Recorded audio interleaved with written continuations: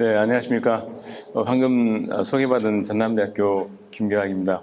제가 이제 인도에서 카스트 제도하고 종교 관련해서 박사학위를 했는데 오늘 주제하고는 딱 맞습니다만 또 제가 한 2000년도까지는 주로 이제 인도 농촌 가서 카스트의 역동성에 관련된 연구를 쭉 현지조사를 쭉 해왔는데 2000년도부터 지금까지는 사실 해외 인도인들 조사를 주로 많이 했었습니다. 그래서 해외에 있는 인도인들이 모국을 떠나가지고 사회문화적으로 어떻게 자신들의 공동체를 꾸려나가고 있는가 그런 연구를 쭉 하다가 국내에서는 주로 제가 바로 인도의 이웃인 네팔 이주민들 연구를 쭉 했습니다. 그래서 사실 제가 인도를 마지막 가본 것도 2018년에 가보고 못 가봤습니다. 못 가보고 그 뒤로는 오히려 인도보다는 네팔을 줄곧 가가지고 현재 네팔 우리나라에서 일하고 있는 네팔 이주 노동자와 그들의 가족들이 어떻게 국경을 뛰어넘어서 이 소위 말하는 가족 관계를 유지하고 사는가 그런 연구를 하다 보니까 이제 네팔을 쭉 가다 보니까 오히려 네팔의 카스트에 관련된 것들이 눈에 더 많이 들어오게 됐습니다. 이번 강의가 남아시아적을 대상으로 하고 있는데 사실 전 강의들에서도 말씀들을 하셨겠지만은 남아시아라고 하는 게 인도 아대륙이 이렇게 이 정치적인 과정 속에서 이렇게 분리된 경우들이 많지 않습니까? 그래서 그런지 아마 그래서 그러겠지만 많은 부분이 사회문화적으로 공통성 그리고 다소 차이는 있지만은 어떤 에센스라고 하는 부분들이 유지되고 있는 부분이 많습니다. 제가 그래서 네팔 다니면서 네팔도 힌두들이 뭐 한 80% 이상 되기 때문에 힌두 왕국이었고 지금은 마오이스트들하고 힌두 왕정하고 한 10년 동안 내전을 벌이다가 지금은 힌두 왕정이 무너지고 공화국 형태로 민주공화국 형태로 현재 됐지만은 여전히 여성이라든지 카스트에 대한 차별이 굉장히 심했고 지금도 농촌 지역은 카스트에 대한 차별이 굉장히 심합니다.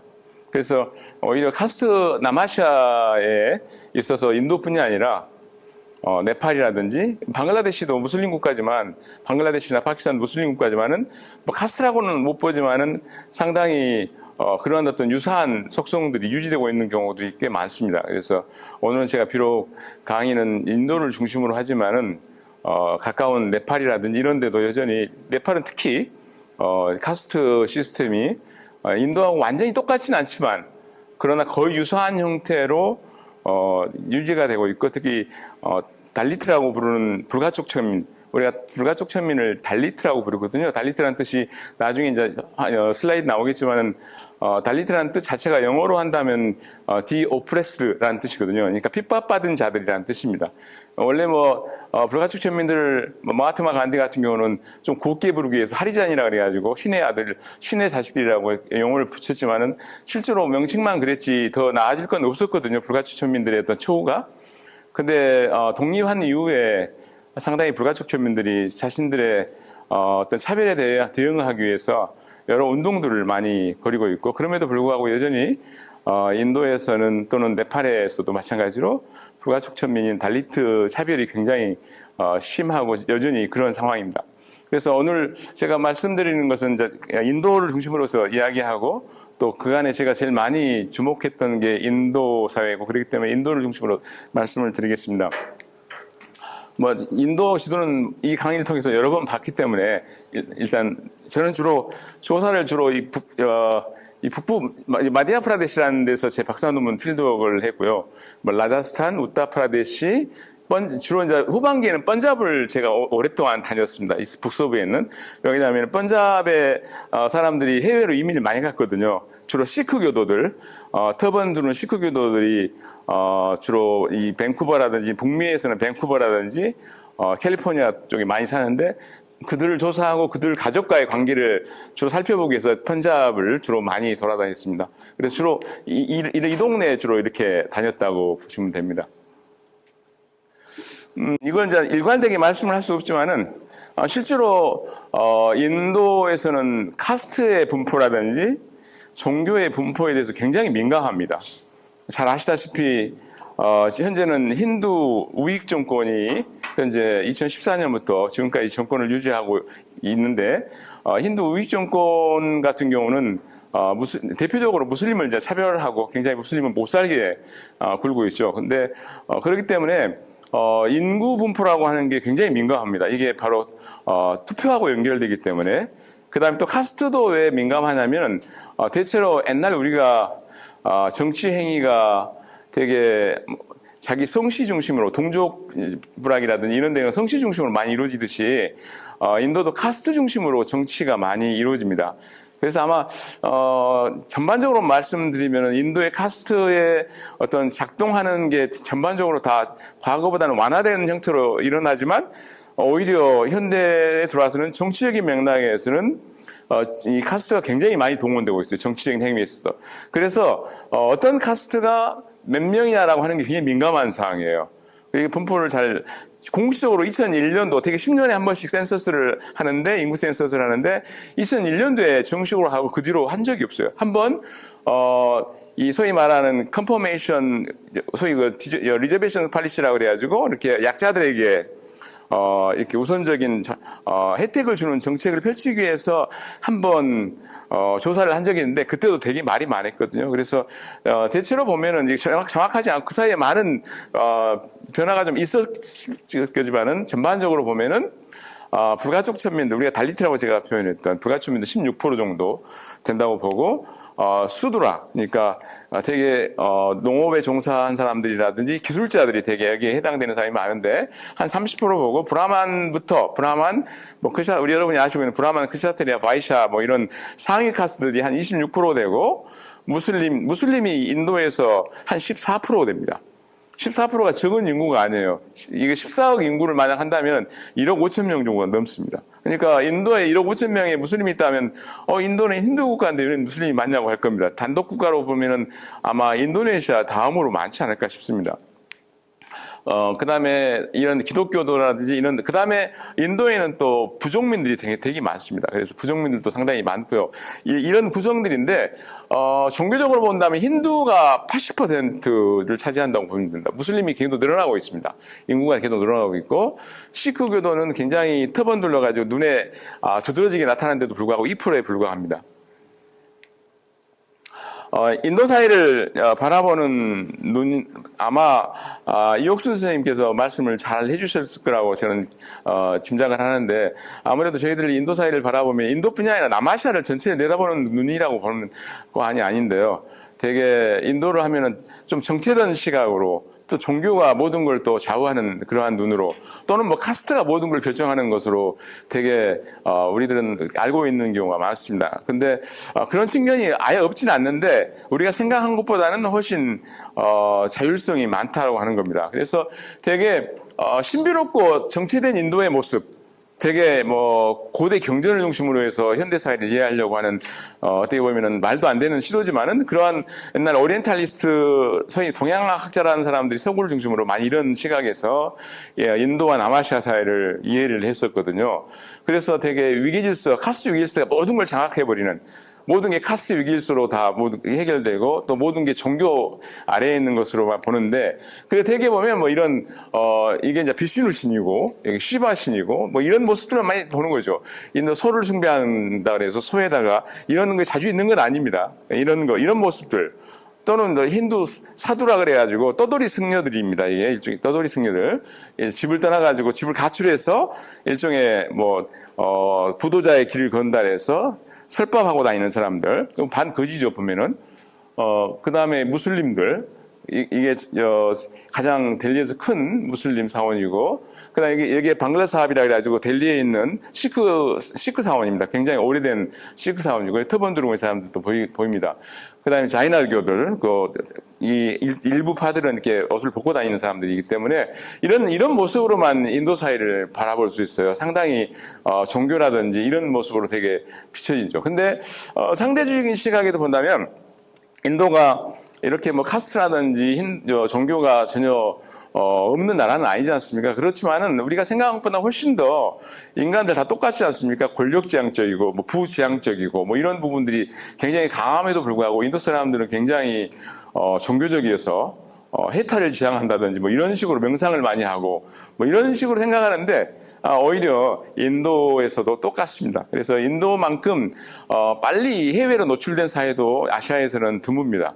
인도가 굉장히 빨리 해외로 진출했던 나라고 그러니만큼 현재 해외에서 활동하고 있는 인도인들이 굉장히 흔히 선전하고 있는 그러한 부분들이 많습니다. IT 분야라든지 뭐 BT 분야 같은데 굉장히 선전하고 있습니다. 그래서 전 지구화와 초국가 시대의 흐름에 굉장히 크게 노출된 사회거든요. 인도도. 어떻게 보면 정체된 사회가 아니라 급변하는 사회라고 보시면 됩니다. 특히 전통과 현대가 공존하고 있는 사회라고 보시는 게 맞을 거예요. 왜냐하면 인도 사회 변화를 특정 학자는 어떻게 불렀냐면은 영어로 한다면은 모더나이제이션 오브 트래디션, 전통의 근대화라고 되게 이야기를 합니다. 그러니까 전통과 근대라고 하는 게 완전히 이분화된 게 아니라 저희들은 우리나라는 되게 근대화한다면서 전통적인 걸 다 없앴지 않습니까? 근데 인도는 그렇지는 않거든요. 그래서 이 전통적인 게 근대적인 형태로 변화돼가는 그러한 모습들이 많습니다. 그래서 인도 대도시에 가면 이게 수도 델리의 모습이에요. 주거지 근처의 모습인데 소가 어슬렁어슬렁 지나다녀요. 차들은 소를 피하도 아니고 오히려 여기 보면 뭐 서브웨이도 있고 다 있지 않습니까? 이게? 그리고 이게 이제 인도 델리 대학교의 그 캠퍼스에서 아침마다 요가하는 모습인데 이것도 우리가 생각하고 있는 그 복잡한 요가들이 아니에요. 인도에서 요가가 시작했지만은 실제로 요가 철학자라든지 많은 사람들이 1930년대, 40년대 서구로 가가지고 요가 철학이라든지 요가를 많이 전파했거든요. 그러면서 서구의 체육 문화하고 접목이 돼가지고 편리한 형태로 이렇게 이 요가가 정착이 됩니다. 그러니까 어떻게 보면 엄격하게 보면 인도의 요가의 모습이 아니라 인도인들이 가서 보급은 했지만 서구하고 만난 그러한 형태로 요가가 됐는데 이 요가는 어렵진 않아요. 인도의 요기들이 하는 요가들은 되게 어려운데 사람들이 따라서 하기 좋은 형태로 왔는데 이 요가가 인도로 다시 수입이 돼요. 수입이 돼가지고 다시 인도인들이 하고 있는 거예요. 편리한 자세로. 이걸 흔히 우리가 뭐 피자 효과라고 되게 이야기합니다. 이탈리아에 있는 피자들이 밖으로 나가가지고 우리가 말하는 도미노 피자니 뭔 피자니 형태로 바뀌어가지고 그런 형태의 피자가 다시 이탈리아로 들어가서 또 팔리고 있고 보급이 되기 때문에 그걸 피자 효과라고 되게 하는데 되게 이런 문화의 어떤 그런 모습들을 되게 이야기하는데 아침에 가면 이런 모습을 볼 수 있어요. 약간 전통적이라고 볼 수 있죠.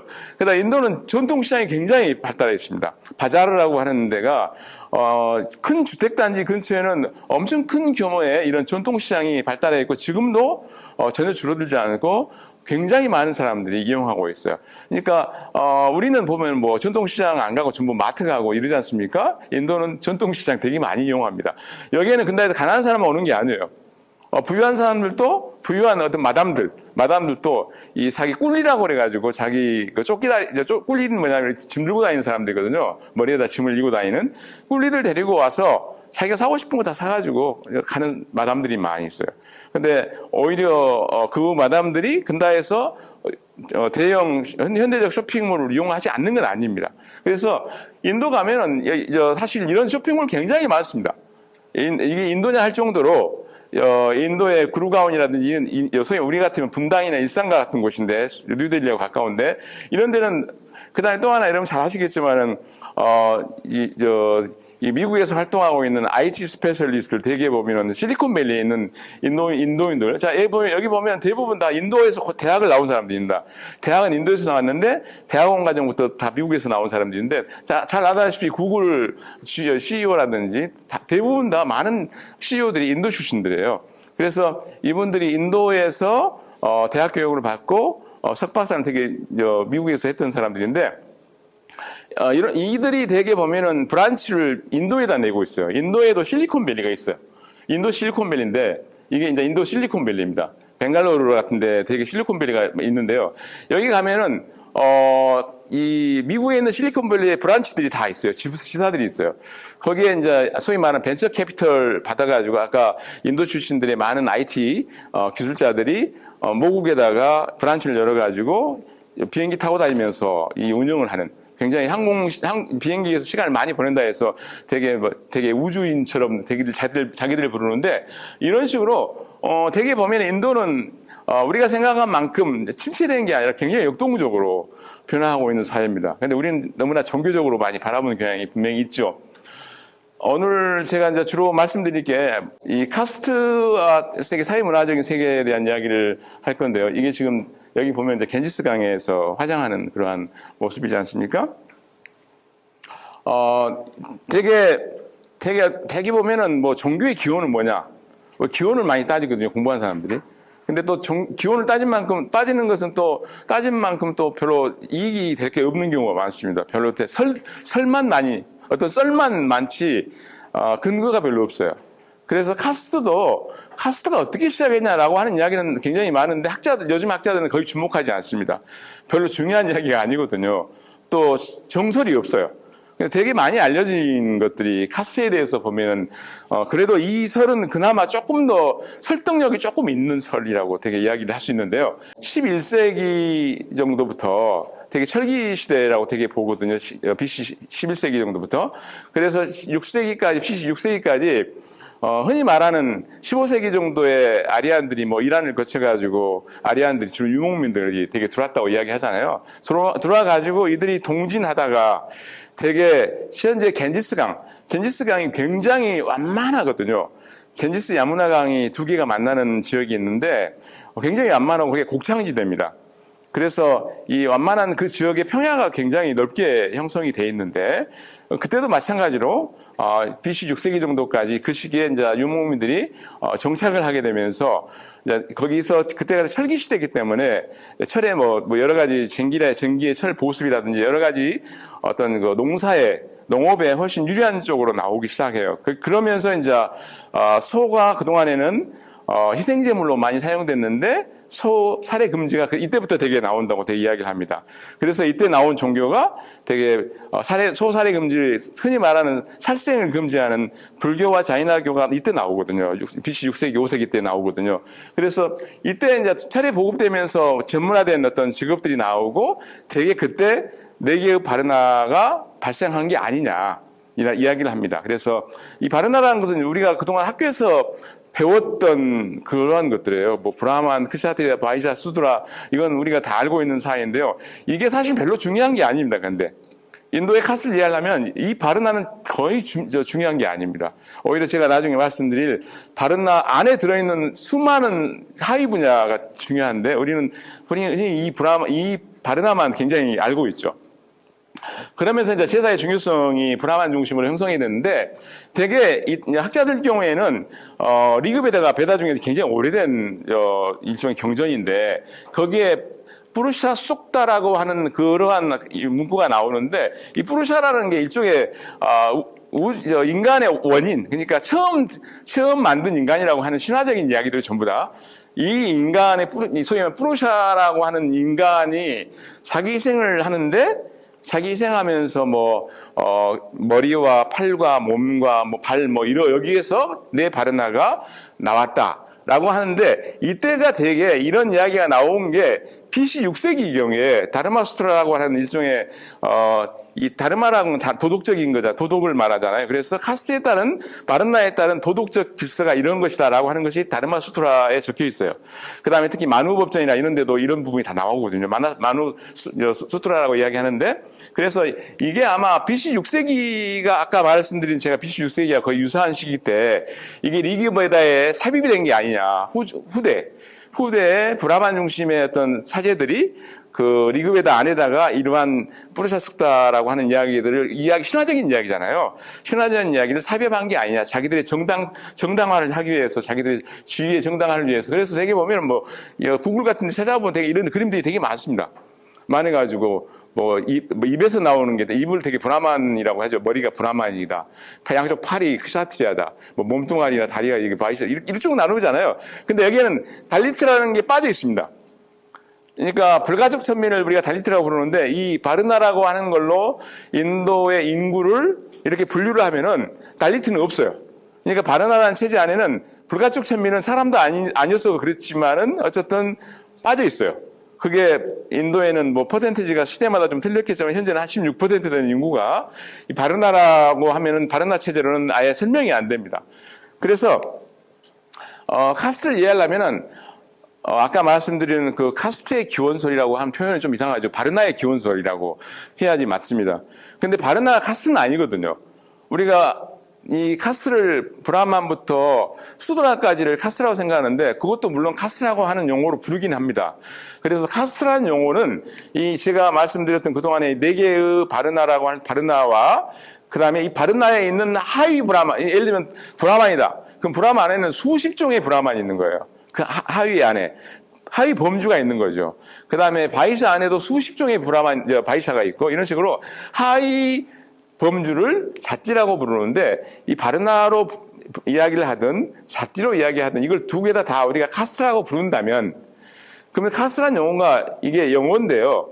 이게 외래어잖아요. 인도 사람들은요. 제가 1991년, 89년도에 인도를 갔으니까 91년도에 제가 인도 농촌 아까 마티아프라데시라고 하는 중부인도에서 그것도 굉장히 오지입니다. 그러니까 뭐 거의 전기가 안 들어오는 지역이니까요. 그래서 오지에서 연구할 때 거기에 계신 나이 드신 분들은 뭐 이렇게 교육을 받지 않으신 분들이 대부분이었어요. 되게 교육받으신 분들은 젊은 사람들 아니면은 학교 선생님, 초등학교 때 선생님도 계셨는데 선생님들은 카스라는 걸 알아요. 근데 진짜로 교육을 진짜 안 받으신 분들 카스라면 모를 정도였습니다. 잣띠 해야 돼 알아요. 그래서 제가 처음에 가니까 너 잣띠 뭐냐고 물어보는 거예요. 너 잣띠 뭐냐고. 왜냐하면 잣띠를 알아야지 너하고 나하고 앞으로 어떻게 관계를 가질 것인가가 결정이 되니까. 예를 들면 제가 진짜로 낮은 잣띠면은 너하고 잘 안 어울린다 그 말이죠. 높은 잣띠 같은 경우는. 그 다음에 너하고 같이 차도 못 마시고, 너하고 같이 붙어 있어도 안 되고, 그러니까 먼저 잣띠를 물어보는 거예요. 그래서, 우리나라에 어디 잣띠가 있습니까? 우리나라에 신문사회라는 게 조선시대 때 이미 다 이유는 없으니까. 그래서 잣띠가 없다고 그랬더니, 나이 드신 분들이 잣띠 없는 인간도 있냐고 그러는 거예요. 모든 인간은 잣띠가 있다고 생각하는 거예요. 그래서, 우리는 잣띠, 제가 없다고 계속 주장하는 거 이상하잖아요. 나이 드신 분들하고. 그래서, 우리도 있는 거, 있었던 것 같다. 근데 지금은 그게 없는데, 지금은 활발하지 않는데, 근데 너희 집은 무슨 잣띠였어? 물어보는 거예요. 그래서 옛날에 제가 김가인데, 다들 김가 중에 무슨 왕하고 관련된 게 많잖아요. 그래서, 크샤트리였던 것 같다. 제가 크샤트리라고는 거기서 표현 안 합니다. 뭐라고 하냐면은, 라지푸트라고 합니다. 라지푸트는 라지라고 하는 게 왕국이라는 뜻이거든요. 뿌뚜루 그 말은 후손이라는 뜻이에요. 근데 라지푸트루 제가 라지푸트의 후손이라니까 진짜 그렇게 믿으신 거예요. 그 뒤로는. 그래서 어디 가면 이 친구가 라지푸트였다고 계속 이야기해서 제가 그 이야기 들을 때마다 좀 이렇게 머리가 좀 지끈지끈했는데 그렇지 않으면 계속 물어보니까요. 너 어떤 가수냐고. 그래서 이제 제가 그렇게 이야기한 이 정도입니다. 그 다음에 모든 사람들이 위기질서가 있듯이, 사물도 위기질서가 있고, 예를 들면은, 우리가 말하는 먹는 고기 같은 것도 먹는 것도 위기질서가 있다고 생각하는 거예요. 그래서, 물론 채식하는 사람들은, 브라만들이 주로 채식을 많이 하니까, 그러더라도 고기를 먹는 사람조차도, 너는 무슨 고기를 먹어? 이 인도 사람들은 고기 중에 가장 낮은 고기가 소고기입니다. 소를 먹는다는 것은 불가촉 첨이라는 뜻이거든요. 그러니까 소가 제일 적급이고 일반적으로 제일 많이 먹는 게 되게 닭하고 양고기를 먹습니다. 머튼이라고 되게 이야기하는 머튼이나 치킨을 되게 많이 먹습니다. 그 다음에 이제 생선 먹고 그 다음에 달걀도 브라만들은 안 먹어요. 그래서 어쨌든 이것도 위기질서가 있다고 생각을 하는 것이죠. 이 사람들 입장에서는. 이런 식으로 근데 인도에서 카스라는 용어를 지금은 일반적으로 헌법에도 다 카스라고 돼 있고 다 카스라고 쓰는 이유가 되게 어떻게 책에는 나와 있냐면 이 책에서 포르투갈어의 카스타에서 나왔다라고 문헌에 나옵니다. 되게 인도의 남부 쪽에는 한국하고 가깝잖아요. 근데 이 포르투갈이나 이 서구 세력들이 주로 남부 쪽으로 해안으로 들어오거든요. 들어와가지고 보니까 이 포르투갈 사람들이 와서 보니까 밥도 따로 먹고 일하는 것도 또 딱딱 정해져가지고 그룹으로 하고 있는 거예요. 그래서 얘네들도 카스라는 게 있는가 보다. 우리나라의 카스라고 하는 것은 범주, 인종 이런 뜻이니까 얘네들도 그런 게 있는가 보다 해가지고 카스라는 용어가 쓰다가 보니까 영어 쓰는 사람들이 카스라고 썼다고 한 그러한 설들이 일반적으로 수용되고 있습니다. 그래서 카스라는 게 포르투갈의 카스라에서 나왔다라고 합니다. 그런데 우리가 이제 바르나와 잣띠라고 하는 걸 좀 구별을 할 줄 알아야 돼요. 바르나라는 게 색깔을 의미하거든요. 이 언어 자체로. 그래서 이제 아까 말씀드린 대로 그 설을 이야기하다 보니까 어디서 바르나가 카스가 나왔냐 하다 보니까 아까 말씀드린 대로 어떤 설은 뭐 원초적인 인간의 머리가 뭐고 뭐 팔이 뭐고 이렇게 하듯이 브라마는 흰색이고 그다음에 kshatriya는 붉은색이고 그다음에 바이샤는 노란색이고 수드라는 검정색이다. 이렇게 이야기를 되게 합니다. 되게 그래서 되게 보면은 뭐 종교인류학이나 뭐 이런 걸 되게 보면은 하얀색과 검정색과 붉은색은 되게 보면은 이렇게 공통적으로 상징적인 부분이 되게 많이 나와요. 그래서 이 붉은색은 굉장히 좋은 측면으로도 사용되지만 또 굉장히 부정적인 측면으로도 많이 사용되는데 그래서 kshatriya는 뭐 빨간색 이런 식으로 바르나는 색을 의미한다라고 해서 나오는 용어들입니다. 그래서 되게 뭐 그러다 보니까 아리안들이 왔는데 아리안들이 하얀색이고 이란 쪽에서 왔으니까 하얀색이고 그래서 브라만들은 하얀색이고 그다음에 토착민들이 드라비디안 쪽에는 토착민들이 피부의 색이 검정색이니까 검정색이 수두라다 이런 식으로 또 이야기를 하는 사람도 있어요. 근데 이게 맞는 설인지 모르겠어요. 저도 모르겠어요. 이런 이야기들이 어떤 설득력을 갖는가. 근데 이런 이야기들이 있는데 어쨌든 바르나라고 하는 것은 색깔을 의미하고 아까 말씀드린 브라만, kshatriya, 바이샤, 수드라 이렇게 이야기한다. 이게 바르나다.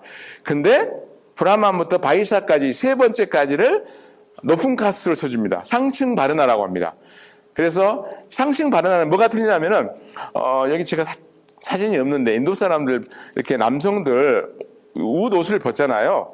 그러면 옷 옷에 이렇게 각기로 무명실로 이렇게 꼬운 선에 3개, 4개로 꼬인 실을 이렇게 각기로 맵니다. 이게 이제 일종의 성년식 때 그걸 받아요.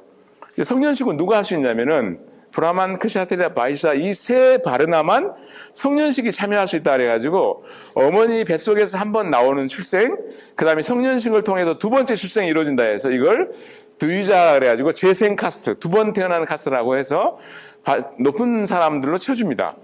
수드라나 불가주천민들은 그래서 굉장히 이제 낮은데 아까 말씀드린 대로 바르나라고 하는 데는 불가주천민이라고 하는 범주가 없어요. 포함될 수 없어서 이게 불완전한 형태의 범주입니다. 바르나로 인도 사회를 분석을 하면은. 그래서 인도 사회 일상을 이해하는 데는 이 바르나는 별 도움이 안 돼요. 물론 브라만, kshatriya, 바이샤, 수드라가 아예 안 쓰는 건 아니죠. 예를 들어 제일 처음에 쉽게 이야기할 때 너 무슨 자띠야라고 하면 자띠를 이야기하지만 일반적으로는 브라만이냐 뭐 kshatriya냐 이렇게 물어본 사람도 있거든요. 그렇기 때문에 아예 범주라고 하는 게 소용이 없는 건 아니어도 일상생활에서 아주 미세하게 누구와 내가 결혼할 것인가, 내가 누구와 밥을 먹을 것인가, 뭐 이런 어떤 일상생활을 지배하는 데는 바르나가 별 도움이 안 됩니다. 오히려 바르나보다는 일상생활을 이해하는 데는 자띠라고 하는 바르나의 여러 하위 범주들, 예를 들면 브라만이 있다. 그러면 브라만에 수십 종의 브라만이 있어요. 어떤 브라만은 굉장히 뭐 이렇게 사제의 역할도 않고 그냥 지주 역할만 하는 부자 브라만이 있고, 어떤 브라만은 간의 의뢰만 지내주는 브라만이 있고, 어떤 브라만은 또 사원에서 일만 하는 브라만이 있고, 어떤 브라만은 또 죽음만 관장하는, 장례식이나 특히 죽음만 가장하는, 예를 들면은 뭐 아까 말씀드린 대로 겐지스강에서 화장을 한다든 이런 것을 주관하는 브라만이 있거든요. 이 브라만이 이렇게 브라만도 쫙 나눠져 있어요. 이 브라만들은 서로 결혼하지 않습니다. 예를 들면은 장례식을 치르는 맨날 관장하는 브라만은 굉장히 낮은 브라만이에요. 그래서 그 브라만은 자기들끼리 결혼을 해야 됩니다. 그래서 이러한 어떤 바르나 내에 있는 하위 범주가 자띠인데, 이 자띠가 굉장히 중요하다 일상생활에. 그래서 자띠는 제가 이거 하나 지금 보면은 좀 이해가 쉬웁니다. 제가 잠깐 밑으로 내릴게요. 예, 이겁니다. 이거 자띠가 이제 이해하기 쉽게, 자띠를 뭘로 알면 되냐면요, 그냥 우리가 미스터 킴 할 때 그런 개념이에요. 성씨 개념으로 생각하시면 돼요. 그러니까 예를 들면은 이발사 일을, 머리와 수염 자르는 일을 하는 사람을 북부 인도에서는 나이라고 부릅니다. 근데 이 나이는 그냥 이렇게 생각하면 돼요. 미스터 나이, 뭐 미스터 킴 하듯이 미스터 나이, 이게 일종의 성씨예요. 미스터 나이라는 게. 자, 그러면 이 미스터 나이는 미스터 나이끼리만 결혼해야 돼요. 되게 흔히 우리가 인도는 같은 카스트끼리만 결혼할 수 있다 이렇게 알고 있잖아요.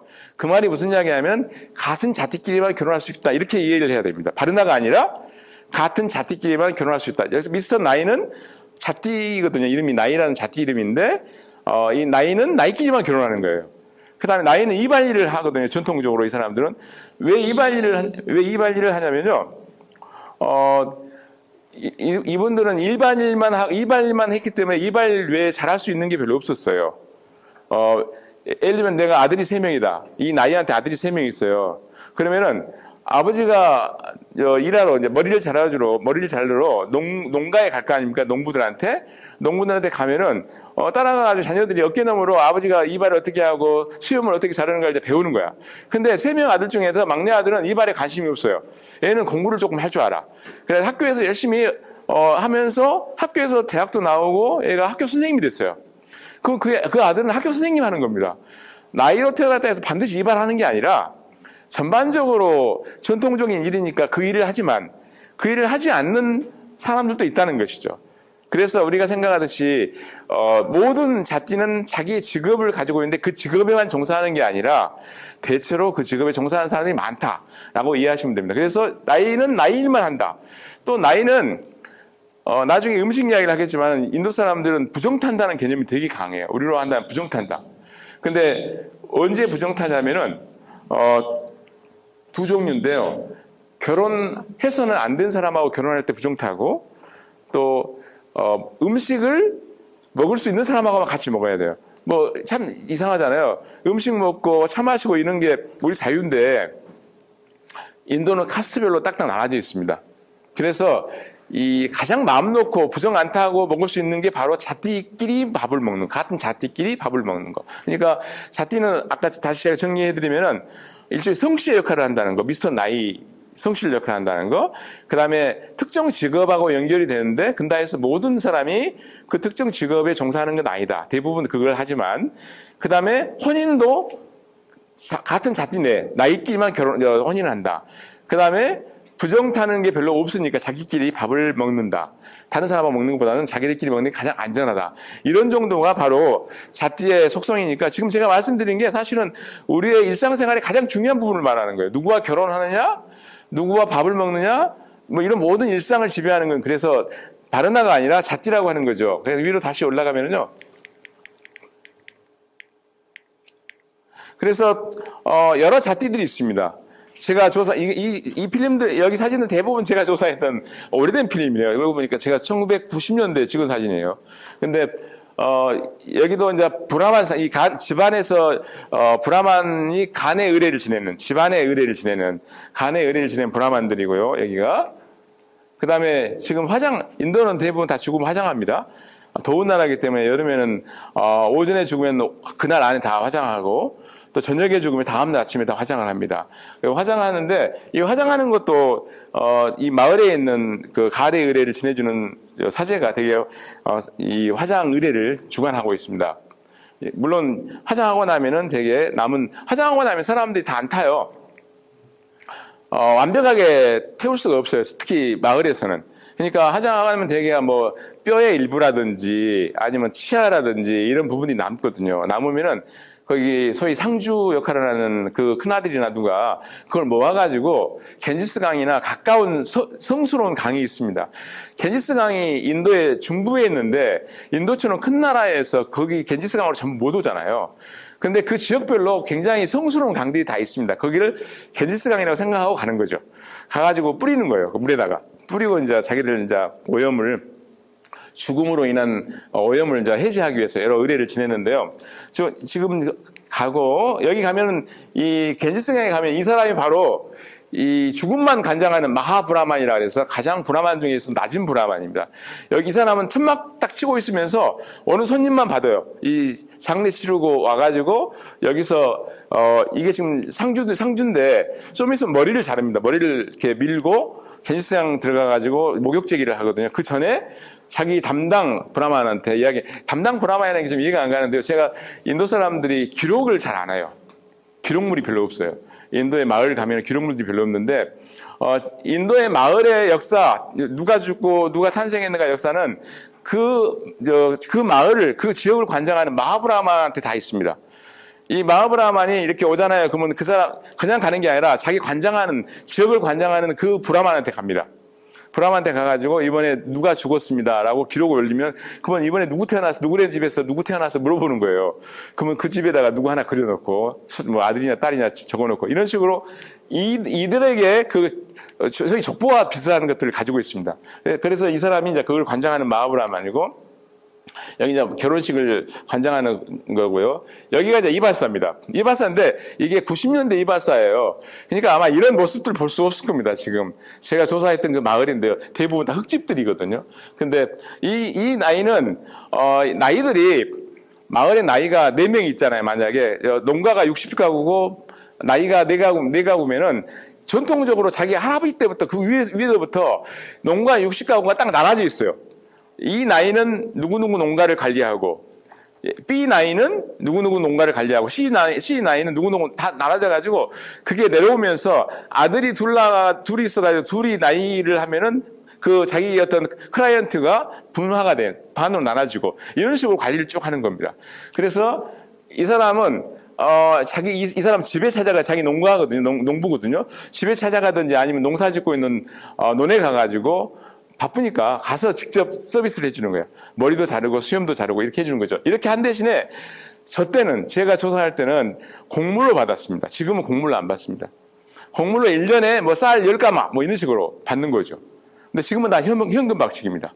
그래서 지금은 다 이렇게 물물로 하지 않습니다. 그때는 그렇게 일부는 물물로 하는 그런 시스템이 남아 있었어요. 나이고요. 요즘 나이는 이렇습니다. 이건 제가 조사한 말이 아니라 다른 조사지를 갔다가 면소재지 나오면 요즘엔 나이들이 마을에서 나이들이 할 일이 없어졌어요. 왜 그러냐면 옛날처럼 면도기를 쓰는 게 아니라 개인 면도기 다 가지고 있잖아요. 그러니까 나이가 필요 없어요. 그냥 집에서 거울 보고 자기가 면도기 싹싹싹 해버리면 되잖아요. 그러니까 그러다 보니까 이발사들이 할 일이 없어서 이발을 하려면은 이렇게 장날 와가지고 길가에 있는 나이들한테 머리를 저렇게 자릅니다. 이게 뭐겠습니까? 이게 소똥입니다. 이걸 영어로는 카우덩 케이크라고 되게 부르는데 케이크 모양으로 됐다 해서 저희들이 쓸 때 카우덩 케이크라고 하는데 지금도 인도 농촌에는 지금도 쓰고 있습니다. 물론 많은 농가들이 지금은 가스로 스토브를 쓰고 있고 그렇습니다만은 아직도 저 소똥은 유용합니다. 이 소똥이 지금 이 사람들이 지금 누구냐면요, 이 마을에 살고 있는 불가촉 천민들이에요. 이 지주집에 와가지고 지주집에서 이 마른 소똥을 처리하는 일을 해주고 있는데 이 소똥을 쭉 싸잖아요. 이렇게 원형으로 쭉 쌓여가지고 여기에 지금 소똥이 들어있어요. 이 소똥이 들어있는데 우리 옛날 연탄창고 같이 연탄을 겨울 대비해가지고 싸놓듯이 소똥을 이렇게 싸놓습니다. 이 소똥 2개 정도면은 인도의 커리 콩요리라든지 이런 것들을 하나 충분히 만들어요. 거기다가 석유 뿌리고 또 나뭇가지로 불 좀 살리면 이 카우덩 그 불이 세지 않거든요. 그 대신에 굉장히 오래가고 굉장히 온도가 비슷하니까 요리하기 좋아요. 치킨 커리라든지 이렇게 굉장히 살이 허물허물할 정도로 이렇게 잘 익어갈 경우는 이걸 쓰고 있습니다. 지금도. 근데 직접 이런 일들을 이 지주는 안 해요. 높은 카스 지주는 않고 불가촉 천민 마을에서 자기 집 일을 계속 해왔던 불가촉 천민들 시켜가지고 하는 거죠. 이렇게 되게 이건 제가 91년도에 촬영한 겁니다. 제가 살고 있는 그 집 안에 이 바운더리 안에 있는 소유였는데 되게 인도에는 물소들이 이렇게 많아요. 물론 황소도 있고 암소, 카우도 있습니다만은 물소들이 많아요. 물소똥이죠 이게 다. 그 다음에 이게 다르지라 그래야 일종의 재봉 일을 하는, 재단 일을 하는 사람들. 이것도 전통적인 직업이거든요. 이게 인도에서는 그렇게 불가촉 천민이 아닌데, 네팔에서는 불가촉 천민이에요. 네팔도 다마이라고 부르는데, 이 사람도 완전히 불가촉 천민입니다, 네팔. 근데 인도에서는 불가촉 천민까지는 아닙니다. 수드라에 속하는 경우가 되게 많아요. 여기는 도비라고 그래가지고 빨래하는 사람인데요. 원래 여기도 지금, 주택단지 근처에 나와가지고, 빨래도 하고 다림질도 하는 사람입니다. 여기는 불가촉 천민이에요, 도비도. 왜냐하면은 몸에서 나중에 나오겠지만 이 오염이라고 하는 게 몸에서 방출되는 것들이 다 나오면 다 오염이거든요.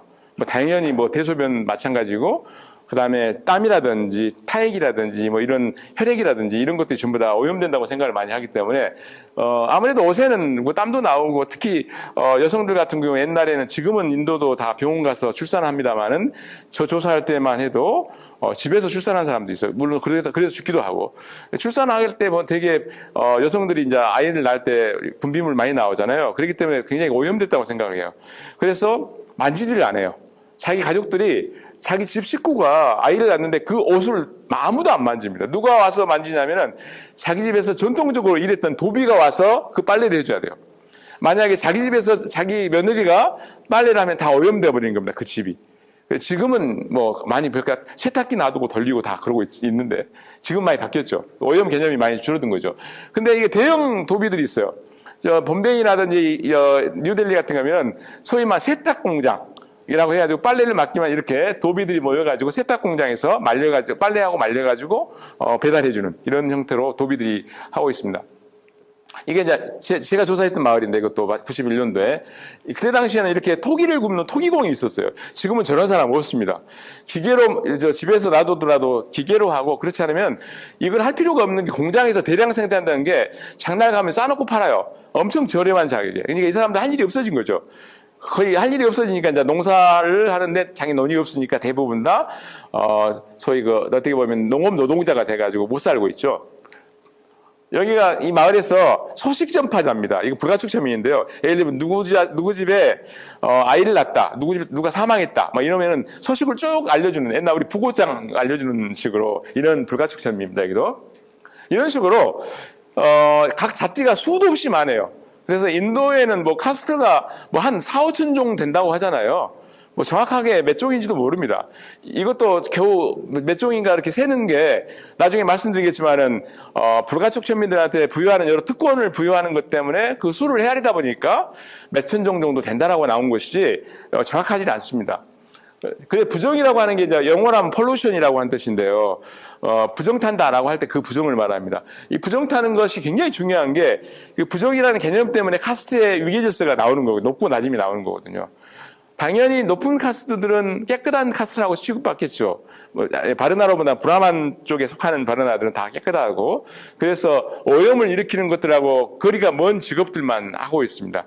되게 오염을 일으키는 것들하고 가까운 사람들이 카스트가 낮고 가장 낮은 사람들은 오염된 일을 하는 사람들. 예를 들면 청소부를 하든지 아까 말하는 땀나는 옷들이나 이런 것들을 빠는 빨래를 하는 세탁을 하는 사람이라든지 이런 사람들 전부 다 불가촉천민이고 가장 불가촉천민 중에 하나가 뭐냐면은 소가 죽은 소를 치는 사람들.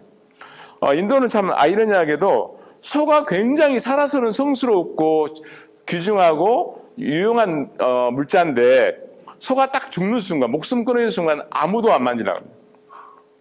일단 죽음이라고 하는 게 부정을 일으키잖아요. 인간의 죽음이든 뭐 생명이 끊어지면은 오염이 된다고 생각을 해요. 그래서 그래서 자기 손대도 불구하고 안 만져요. 그러면 누가 와서 그 소를 치워주냐면 짬마르라고 하는 여기에 짬마르라는 뜻이 힌디로 짜물라가 하면 스킨이라는 뜻이에요. 가죽. 그걸 처리한 사람을 짬마르라고 하거든요. 이 사람이 와야 돼. 이 사람이 혼자는 소가 크니까 못 오니까 한 7, 8명 데려와서 구루마랑 같이 오는 거죠. 그걸 실어가지고 병으로 안 죽은 소는 자기들이 살을 먹고 그 껍질을 벗겨서 일종의 무두질을 해가지고 구두를 만듭니다. 구두를 만들어서 한 조리 정도는 소주인한테 주고 나머지는 자기들이 처리해서 그걸 팔고 그런 거죠. 근데 지금은 이런 일도 안 씁니다. 이 짬마르들이 집단으로 이런 일을 거부했어요. 그래서 누가 이 일을 하냐면은 소고기는 무슬림들이 먹잖아요. 소는 무슬림들하고는 굉장히 가깝잖아요. 소위 말하는 계약을 맺은 무슬림이 와서 저 마을에서 죽은 소는 다 자기들이 처리한다. 여기가 무슬림들이 많이 하고 있는 게 가죽 공장을 또 많이 하거든요. 소 가죽 공장을 많이 하거든요. 힌두들한테는 소 가죽이라는 게 굉장히 불결한 거지만은 무슬림들은 소가 불결한 게 아니라 돼지가 불결한 거잖아요. 그래서 무슬림들이 되게 소 가죽 공장을 다 운영하는 경우가 많습니다.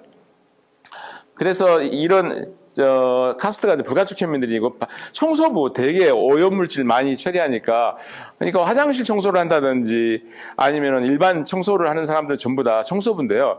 제가 지금도 잊지 못하는 게 약간 미안한 게 제가 인도를 막 갔는데 기숙사에 갔는데 정말 멀쩡하니 허우대, 인도 남자들 잘생겼잖아요. 그래갖고, 허우대가 멀쩡한 젊은 친구가 우리나라 대나무 빗자루 있잖아요. 그걸로 기숙사 앞에 있는 저희 공터를 막 이렇게 이제 빗자락질을 하는데 얼마나 먼지가 납니까? 자기는 이제 이 수건으로 입을 두르고 이렇게 하는데 먼지가 엄청 일어나요. 그래서 제가 그걸 못하게 하려고 제가 인도 도착한 지 3, 4일뿐이 안 됐는데 옆에 있는 수희 아저씨한테 물어봤어요. 저 친구 뭐라고 부릅니까? 저는 몰랐어요. 그랬더니 방귀야, 방귀. 그러더라고요. 그래서 방귀로 부르면 된 것 같아. 해갖고 어이, 방귀. 하지 마. 먼지 나니까 좀 안 하면 좋겠냐니까 저를 아주 인상을 확 쓰면서 봐요. 그 방귀라는 게 저는 굉장히 듣기 싫은 용어인지도 몰랐습니다. 그러니까 야 청소부 뭐 이런 식이에요. 근데 요즘에는 방귀라고 안 부르거든요. 자기들끼리 쓰는 아주 고상한 언어가 있는데 그걸로 불러줘야 되는데 일반적으로 인도 사람들은 높은 카스트나 불가춘민이 아닌 사람은 방귀 하거든요. 저도 근데 도착한 지 며칠 안 됐는데 방귀 했거든요. 그래서 이 사람이 굉장히 기분 나빠한 적이 있는데 인도는 오염 때문에 이렇게 장례식 화장터 끝나고 집으로 가기 전에 목욕제기를 이렇게 하고 갑니다. 남자들만 되게 화장터에 가거든요. 화장터에 갔다가 오염됐어. 몸이 오염되니까 가기 전에 집에 이렇게 가기 전에 먼저 목욕해가지고 빨래까지 다 합니다. 그리고 이제 되게 소 죽으면 이렇게 소를 주는 가스들이 있고 되게 이 가죽들을 되게 가지고 이 가죽 되게 수제 구두를 되게 만들고 이래요. 근데 이게 굉장히 불결한 일이죠. 이 힌두들 입장에서는 그야말로 불가촉천민이 하는 일이죠. 근데 이제 무슬림들은 뭐 이거라고 강기는 없지만은 힌두도 그래서 옛날에는 가죽하고 거리가 멀었어요. 예를 들면은 인도의 진짜 유명한 그 아주 오래된 역사 있는 사원을 가려면요 가죽 있는 거 다 놔두고 가야 됐습니다. 왜냐하면 가죽이 있다는 것은 살생 후에 가죽이 나오잖아요. 그러니까 가죽을 그러니까 혁대까지 풀고 가라 했어요. 사원을 들어가는데 혁대 풀고 뭐 물론 구두는 말할 것도 없이 기분 나빠갖고 안 가는 외국인들도 있습니다. 귀찮고 그러니까. 근데 지금은 나중에 말씀드리겠지만 이 유명한 구두 상점을 다 브라만들이 하고 있어요. 돈이 있으니까. 뭐 예를 들면 유명한 구두의 체인점 있잖아요. 그걸 다 브라만들이 하고 있어요. 브라만들이 아침에 일어나면 막 그 사람들 구두 닦고 먼지 털고 막 이러고 있어요. 자기 가게. 지금은 그만큼 오염이라는 개념이 많이 사라졌습니다. 엄청 약화됐습니다. 자, 그래서 제가 이건 말씀드렸고 어쨌든 유기질서가 있다. 이게 높은 카스는 정결하고 낮은 카스는 부정하다. 그렇기 때문에 이런 유기질서가 나왔다. 바르나 브라만은 어떤 정결함이 최고다. 불가촉천민은 거의 사람 취급을 못 받는다라고 생각하셔도 됩니다. 불가촉천민은 정말 사람 취급 못 받은 게 도시에서는 익명성이 보장되니까 누가 누군지 몰라요. 근데 농촌에 가면은 다 누구 아들인지 알잖아요. 누군지 아니까 제가 조사했던 그 마을은 정말 지금은 그때 당시 심했겠지만 지금 많이 완화됐을 겁니다. 근데 그때 당시에는 마을에 큰 길 있잖아요. 큰 길에는 불가촉천민들은 신발을 못 신고 다니겠어요. 다 맨발로 다녀요. 신발을 들고 이렇게 해요. 그 다음에 특히 나이 드신 분들은 맨머리로 안 되고 머리에다가 뭐 수건이나 이렇게 얹고 다녔어요. 근데 이 꼴을 젊은 친구들이 못 보니까 항상 좀 철들면 다 나가버리는 거예요. 마을을 나가가지고 인근 도시에서 차라리 막노동 하더라도 그런 취급을 안 받고 살라고 했던 것이죠. 그래서 그때는 정말 심했는데 지금은 그 정도는 아닐 겁니다. 실제로 법률로 한다지만은 지금도 그 정도는 아닐 거라고 생각합니다. 이게 이제 제가 이 부분이 좀 제일 중요한데요. 그럼 카스트가 왜 필요한가, 이 사람들한테. 카스트의 원칙 3개가 있습니다. 딱 3가지 원칙이 있어요. 모든 게 적용되는. 3가지는 하나는 격리된다는 거. 높은 사람들하고 낮은 사람들하고 격리시킨다는 격리의 원칙. 2번째는 높고 낮음이 있다는 랭킹, 서열이 있다. 라고 하는 2번째 랭킹, 서열. 3번째는 정결, 아까 말한 정결하고 오염되고 이런 원칙. 이 3가지 원칙에 의해서 결혼도 이루어지고 밥도 먹고 일상생활이 이루어집니다. 이게 이제 굉장히 중요한 거, 사실은 제일 중요한 것이 결혼하는 거거든요. 사실 자녀들 결혼시키고 자기가 결혼하는 거거든요. 그래서 이 3가지 원칙인데 되게 인류학에서 결혼은 여성의 교환으로 되게 많이 봅니다. 여성의 교환이라고 좀 너무 어떻게 보면은 말도 안 되는 소리라고 하실 분도 있지만 어쨌든 많은 경우에 그렇게 해석해야지만이 설명되는 부분들이 되게 많아서요. 여성 교환의 규칙이라고 되게 이야기하는데 제가 말씀드렸지만 인도에서 결혼은 철저히 같은 카스트끼리 결혼합니다.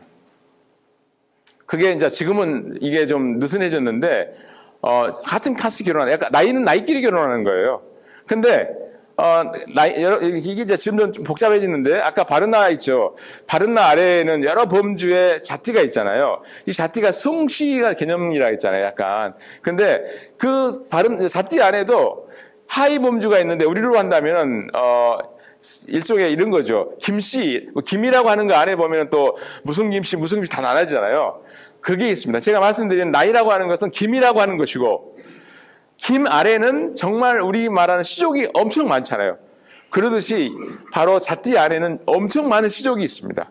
자, 그래서 같은 카스트끼리 결혼한다는 이야기는 다른 시족끼리, 그 김이라고 하는 성씨에 다른 시족끼리 결혼한다는 의미예요. 그러니까 같은 자띠끼리 결혼한다면 어떻게 같은 자띠끼리 결혼하지? 이렇게 하실 거잖아요.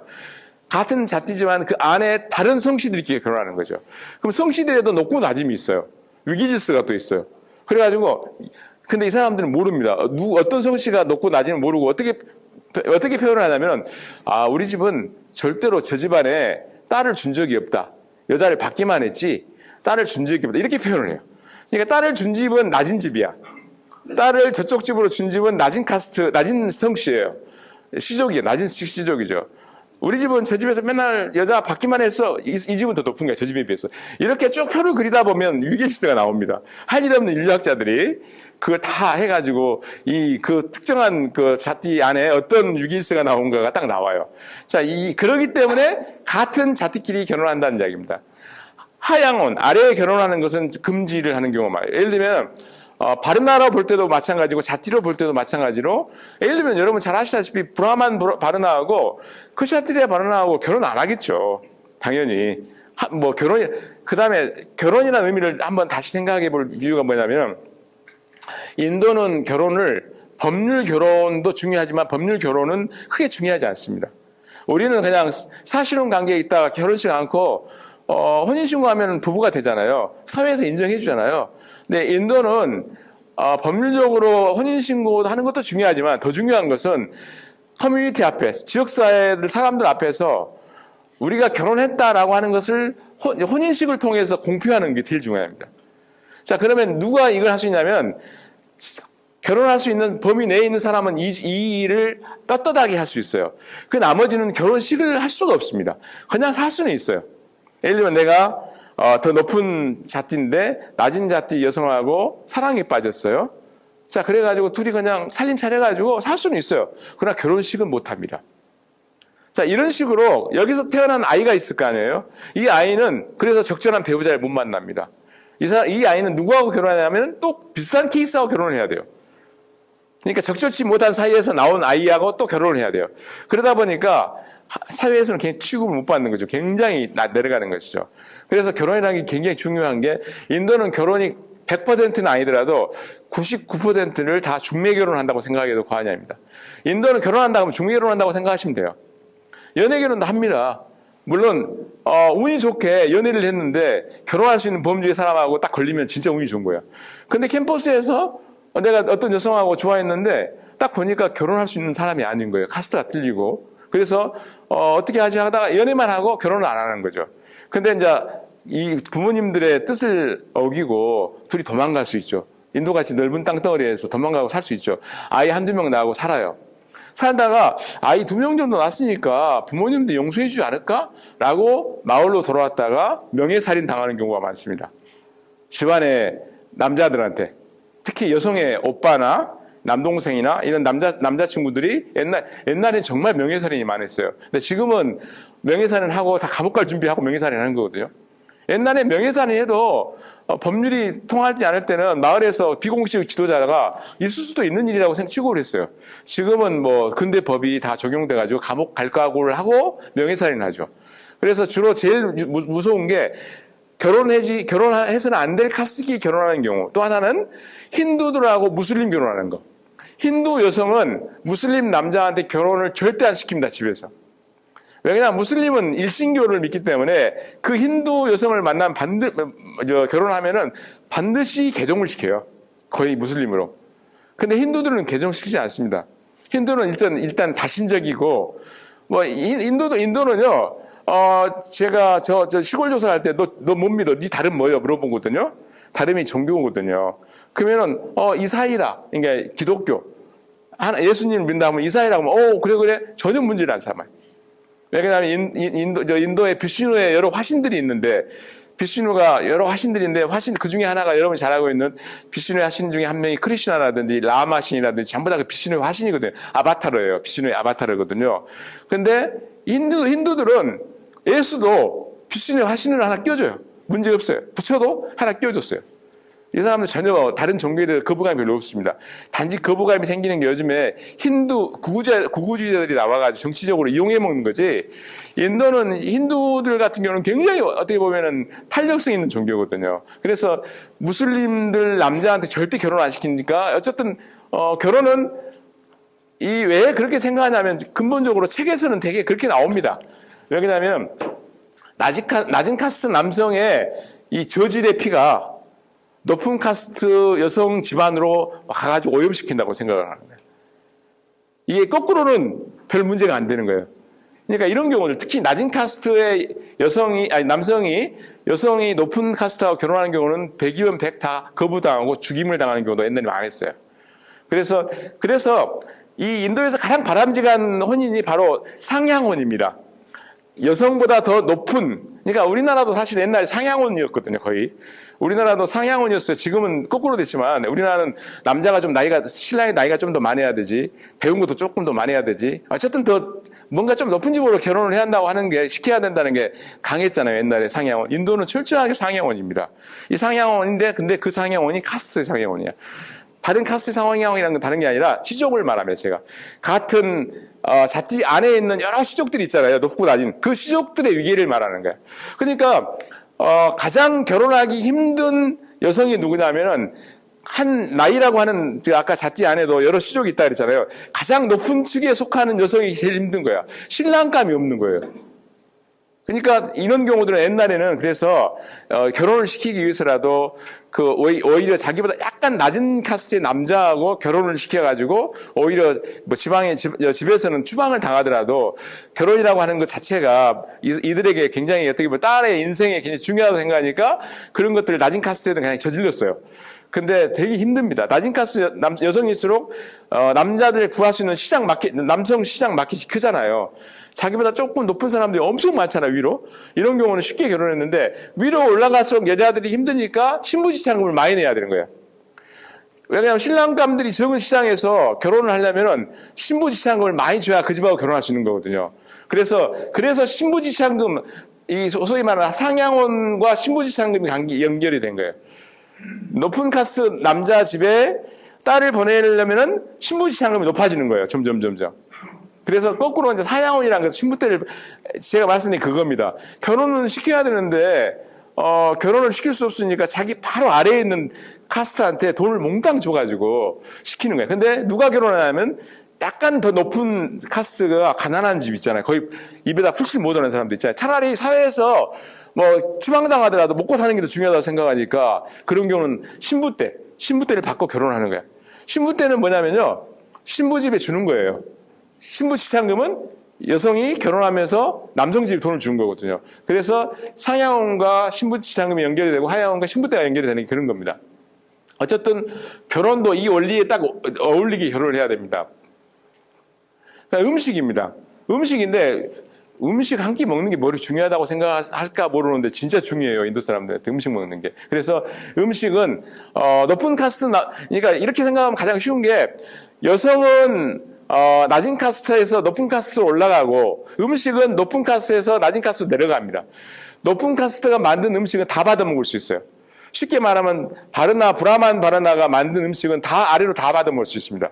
그러니까 식당이나 주방 보는 사람들이 되게 누구냐면은 브라만 브라만들이 주방에 많이 일을 해요. 그러니까 예를 들면 저 집 내가 음식을 먹어도 될까라고 이런 어떤 걱정을 안 해야 되잖아요. 음식 할 때. 그건 음식을 하는 바로 셰프가 브라만들이 많아요. 브라만의 손에 의해서 음식이 만들어지면은 모든 아래 사람들이 다 받아 먹을 수 있거든요. 근데 높은 카스트가 낮은 카스트가 만든 음식을 먹으면 바로 오염이 되는 겁니다. 그러니까 음식은 무조건 높은 카스트가 만든 것을 다 받아 먹을 수 있어요. 그러니까 음식은 아래로 내려간다고 생각하면 됩니다. 그래서 음식은 어쨌든 높은 카스트의 음식이 아래로 온다. 그렇게 생각하시면 가장 편합니다. 그래서 음식도 물로 만든 음식과 기름으로 만든 음식이 있어요. 물로 만든 음식은 가장 대표적인 게 밥이고, 그 다음에 짜파티라고 하는 걸 여러분 뭐 전병같이 이렇게 반죽해가지고 구워내가지고 불로 이렇게 구워내는 거고, 그 다음에 이건 그야말로 물 수증기로만 만든 음식이잖아요. 이건 오염이 되기 쉽다고 생각합니다. 그러나 기름으로 튀기면은 음식이 오염이 덜 되기 때문에 파티할 때는 전부 다 기름 음식을 많이 사용합니다.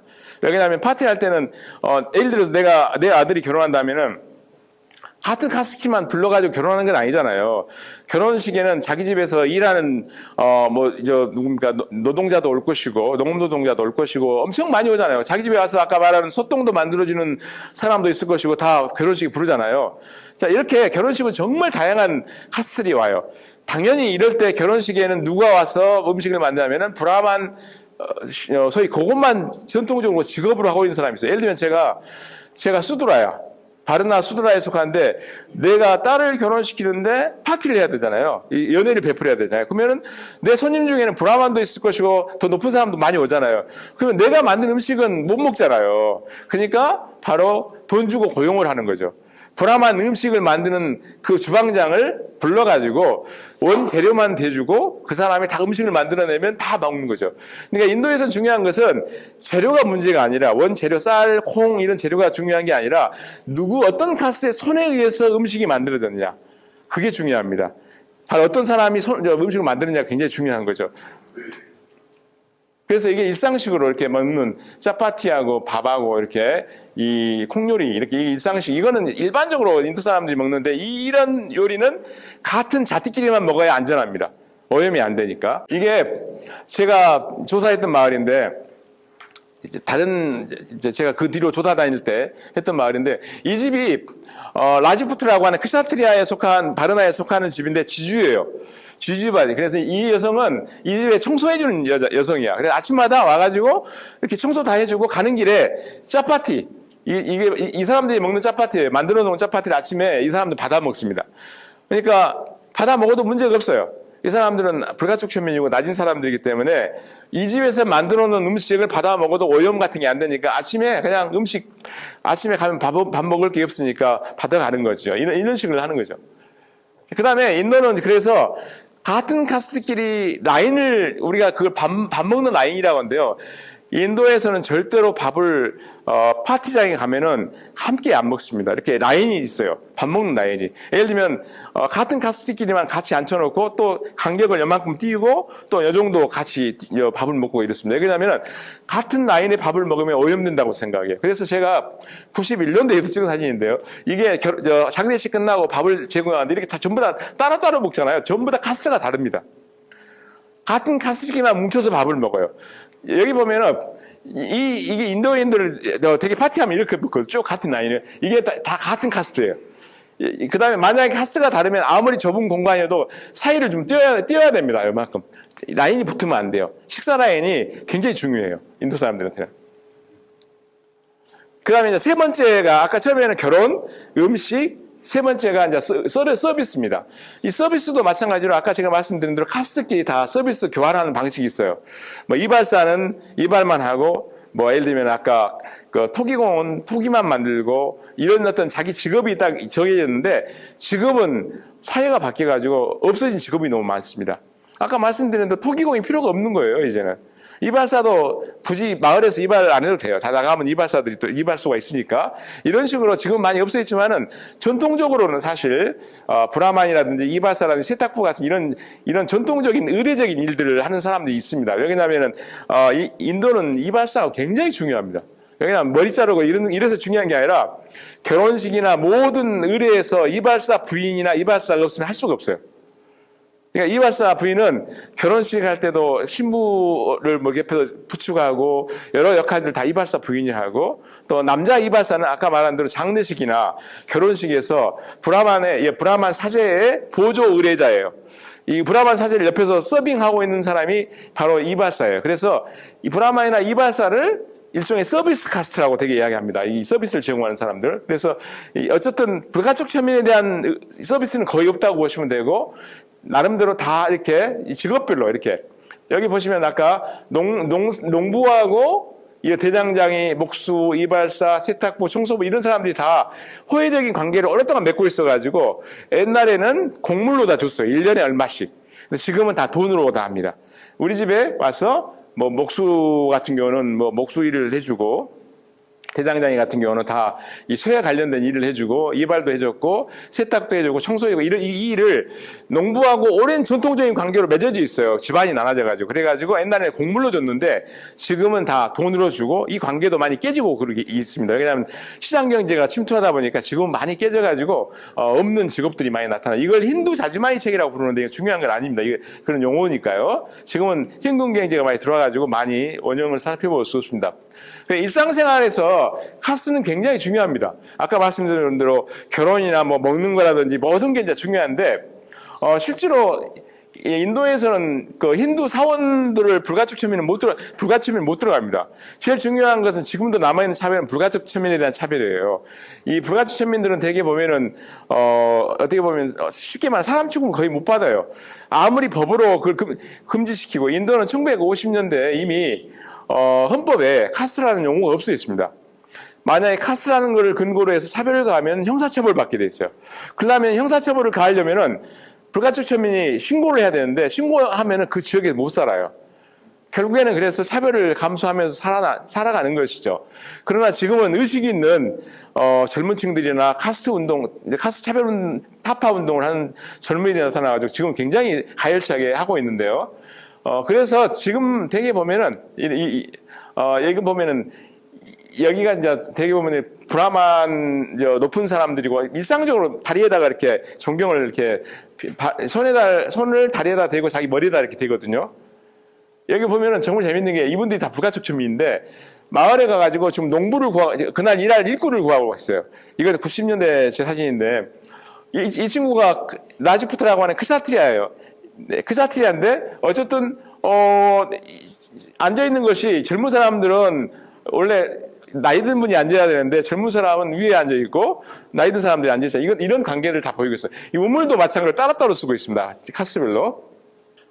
사원은 되게 불가촉민은 갈 수가 없어요. 못 들어가게 막아버립니다.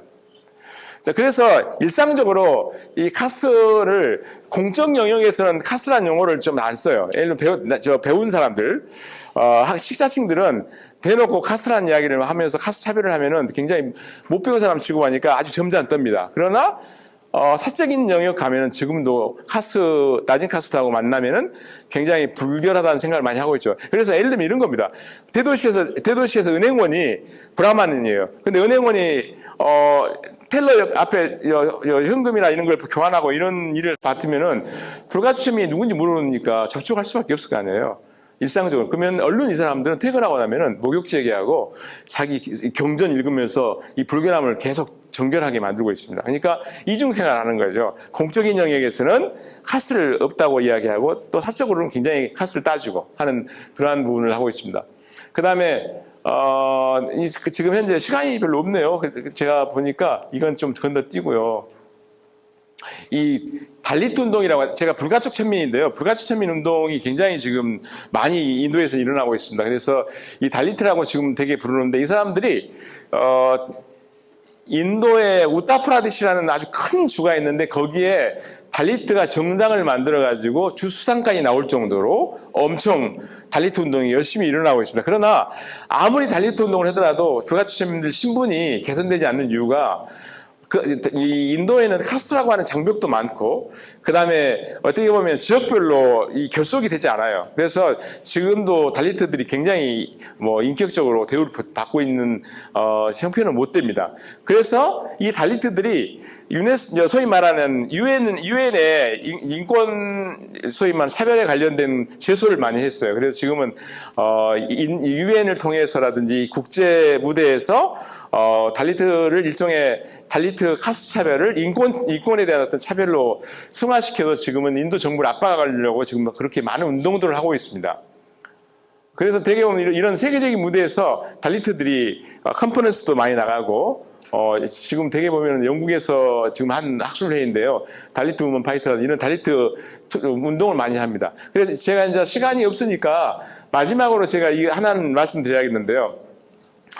인도는 이 리저베이션 팔리시라고 하는 정원 할당제가 있습니다. 이걸 영어로는 어포메이티브 액션이라고 그래가지고 되게 그동안에 이렇게 누적된 차별들을 정부가 나서서 없애기 위해서 이 영국 식민지 시대 때부터 사실은 시작을 했어요. 근데 지금 본격화되어 있는데 아예 100%라고 하는 어떤 정원하에서 따로따로 배정을 해줬습니다. 그래서 예를 들면은 불가촉 천민 이걸 지정카스트라고 부르는데 또는 달리트라고 부르는데 이 사람을 16%의 할당을 주고 그 다음에 또 부족들이 인도는 많거든요. 트라이브들이 소위 산에서 살고 있는 트라이브들이 많은데 트라이브들은 7.5%의 할당을 줬어요. 이 두 개가 먼저 시작했습니다. 그래서 어떤 거냐면 공적인 기관 예를 들면 내가 인도 같으면은 소위 대학의 국립대학이라든지 공공기관이라든지 이런 데 100명을 뽑으면 무조건 16%는 달리트를 뽑아야 돼요. 그러니까 이런 루트를 타고 나서 경찰도 되고 장관도 된 사람도 있어요. 그렇기 때문에 자기들끼리 경쟁하는 거죠. 달리트끼리 경쟁해서 그래서 인도의 고위 관리들이 나올 수 있는 이유가 달리트가 나올 수 있는 이유가 바로 이런 제도 때문에 나오는 겁니다. 그랬더니 나중에 소위 기타 후진 기업이라 이들이 수두라입니다. 수두라. 인도의 수두라가 30% 이상이 되거든요. 수두라들이 우리도 줘. 그래가지고 결국에는 80년대 말에부터 시작해갖고 지금은 결정이 돼가지고 26%는 또 이들한테 주는 거야. 수두라도 26%를 먹고 들어가는 거야. 그러면 이거 다 합치면은요 상당한 퍼센트가 되죠. 그러면 이제는 어떤 이야기가 나오냐면 그럼 높이 태어난 것도 죄냐? 내가 높은 카스로 태어나고 싶어서 태어났냐? 태어나다 보니까 내가 불암한 집이 태어났고 태어나다 보니까 크샤트리아인데 그러면 내가 좋은 대학 가고 싶은데 100명 뽑는데 한 50%는 다 이미 결정돼가지고 나머지 50% 돼가지고 우리 보고 하라고 해가지고 학생들이 몸에다가 막 화염병 다 자기 몸에다가 석유 붓고 뭐 신나 부어가지고 자살하는 소동도 굉장히 많이 벌였어요. 근데 이걸 막을 수가 없어요. 이 흐름을 못 막아서 결국에는 정부가 지금도 이 소위 정원 할당제라고 하는 것도 지금도 유지하고 있습니다. 그래서 그렇지만 전체는 50%를 넘으면 안 된다라고 하는 룰이 딱 적용돼 있어요. 그래서 여기 보면은 그다음에 이제 마지막으로 시간이 있으니까요. 이게 정말 제가 해외에서 인도인을 조사를 많이 했거든요. 뭐 밴쿠버라든지 뭐 오클랜드나 뭐 했는데 놀라운 것이 뭐냐면은 인도 땅을 떠나면은 카스트 없어야 되잖아요.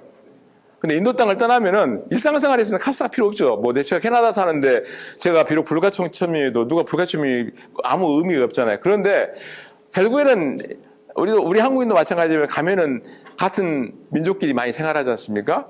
또 주거지도 또 이렇게 민족들이 많이 형성되잖아요. 예를 들면은 캐나다의 뭐 어떤 특정 지역 하면은 인도인들이 몽땅 몰려 사는 데가 있어요. 거기 가서 살면은 결국에는 너 어디서 왔어? 뭐 한참 따지다 보면 카스가 드러나요. 드러나면 그때부터 차별하는 거예요. 그래가지고 어떤 일이 벌어졌냐면 제가 조사할 때요. 밴쿠버에서 그랬는데 같은 반에서 같은 인도인 학생들 중에서 불가촉 천민 아이가 높은 카스 아이를 때린 거예요. 때려가지고 이제 부모님이 불려왔는데 왜 때렸냐니까 얘가 너 인도 같으면 사람도 아닌데 여기 와서 앉아있다고 자꾸 이야기했다는 거예요. 그래가지고 화를 나서 때렸다는 거예요. 근데 나중에 이제 부모가 이야기하니까 선생님이 이제 이해를 하고 처벌은 안 했는데 어차피 폭력을 썼으니까 처벌해야 되는 처벌을 안 했는데 인도에서 지금도 보니까 인도의 결혼도 해외에서도 마찬가지로 이런 식으로 합니다. 인도는 결혼을 중매 결혼한다 했잖아요. 인도의 진짜 주요 일간지 이면을 보면은 매트리모니얼이라고 하는 광고란이 있습니다. 매트리모니얼 뭐냐면 혼인 광고예요. 그게 일상화되어 있어요. 왜냐면 결혼은 결국에는 거래거든요. 딜입니다. 딜. 그래서 자 우리 집은 어떤 카스트고 우리 집안은 어떤 집안이고 우리 아들은 어떻게 학교를 나왔고 그다음에 우리 아들은 딱 어떤 카스트 딱 나와가지고 구하는 사람 어떤 여성을 구하냐면은 피부가 하얗고 같은 카스트에다가 교육을 받고 뭐 쭉 해갖고 이게 일상화되어 있습니다. 그러면 전화로 연락해갖고 서로 거래가 이루어지고 왔다 갔다 하면서 얼마 신부시장 얼마 결정되고 그러면 결혼이 이루어지거든요. 이런 식으로 일상적으로 인도에서 결혼이 이루어지는데 그게 해외에서도 그렇습니다.